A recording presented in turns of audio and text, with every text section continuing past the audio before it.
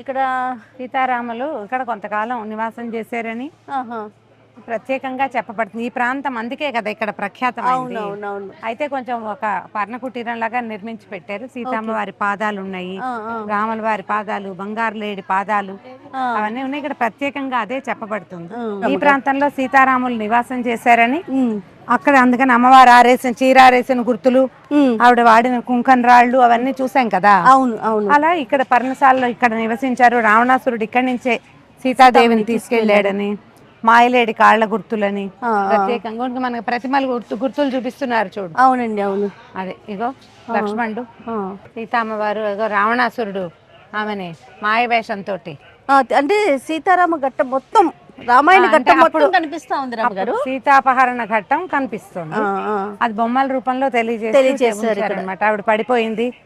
అగో రావణాసురుడు ఇగో జంగమదేవర వేషంలో వచ్చాడు, చెప్తాంగా సన్యాసి వేషంతో వచ్చాడు. రమ్మగారు కుటీరం కూడా చూడండి, బాగుంది కదా. కొత్త పద్ధతిలో కాకుండా అప్పుడు కాలంలో ఏం పద్ధతిలో చేశారో అట్లాగే కర్రలతోటి ఏం లేదు. ఇక్కడ ఇది జరిగిందని తెలియటం కోసం మరి అంటే కథని ఎస్టాబ్లిష్ చేశారు. అంతేకప్పుడు నెక్స్ట్ వచ్చే వాళ్ళకి పిల్లలకి కానీ వాళ్ళకి తెలియాలి కదా రమ్మగారు. తెలుస్తుంది అంటే ఒట్టిగా ప్లేస్ చూసి వెళ్తే మనకి తెలియదు కదా. అవును అవును. అందుకని ఒక సిగ్నిఫికెన్స్ గా ఇక్కడికి ఇది జరిగిందని తెలియటం కోసం.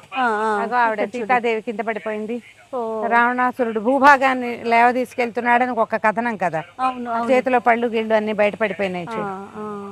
సీతాపహరణ కథనే చూపిస్తుంది, ఇక్కడ జరిగిందని కదా. అవును అవును. ఇక్కడ నుంచి తీసుకెళ్లిపోయాడని. ఇక్కడ నుంచి వెతుక్కుంటూ వెళ్ళిన రాముల వారు దీని తర్వాత కదా కిష్కిందకి పంపా తీరం మధ్యలో శబరిని కలిశాడు. అవును.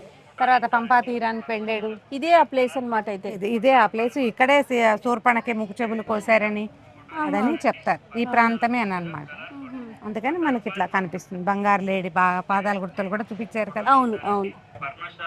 ఉంది ఆసక్తికరంగా. అంటే భద్రాచలం వచ్చిన వాళ్ళందరూ ఎక్కడ సీతాపహరణం జరిగిందో ఆ ప్రాంతాన్ని చూడడమే చాలా ముఖ్యమైనది. ఇప్పుడు మనకి ఇక్కడ ఏముంది, 2 యుగాల నాటిది, ఇంకా ముందు ఎప్పుడో జరిగింది, మనం ముందుగా చెప్పుకుంటున్నాం. అవును అవును. అంటే ప్రత్యేకంగా కనపడుతుంది. కొంచెం అడవి వాతావరణం అవి ఉన్నాయి కాబట్టి మనకు బాగా ఇంకా బాగుంది.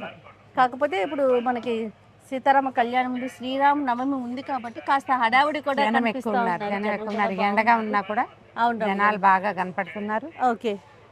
ఇదేమిటో రమ్మగారు? అదే మొదలే మనం మొదట చూసింది. అదిగో సీతారాములు, అక్కడ బంగారు లేడి కనిపిస్తోంది చూడు, ఆ వైపు బంగారు లేడిని పెట్టారు. సీతారాములు